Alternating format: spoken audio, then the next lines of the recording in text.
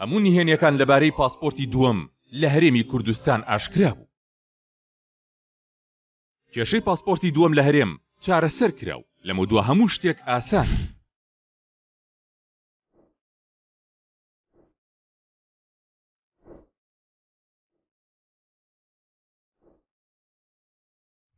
نوێنەری فەرمی یەکلا کرایەوە و چی دیکە کەس ترسی لە ساختەکاری و بە دەرچوونی پارەکانی نییە. ئێستا وڵاتی بیانی خۆی هاتووەتە سەرخەت و دەڵێت ئێمە مامەڵە لەگەڵ کۆمپانیای میرکا دەکەین.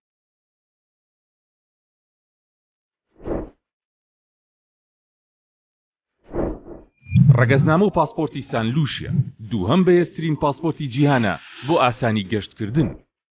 بەو پێی هەڵگرانی پاسپۆرتەکە دەتوانن بەبێ ڤیزا گەشتی زیاتر لە 156 وڵات ئەنجام بدەن، لەوانە بەریتانیا و وڵاتانی یەکێتی ئەوروپا.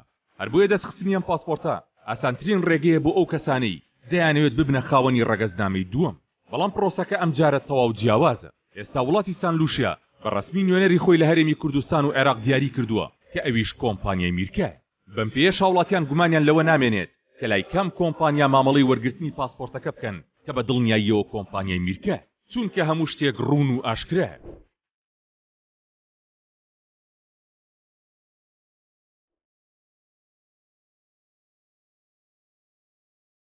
Hi, I am Claude Emmanuel, Chief Executive Officer of the St. Lucia Citizenship by Investment Program. I'm happy to be at the offices of Mika Consultancy, your authorized partner for citizenship in St. Lucia.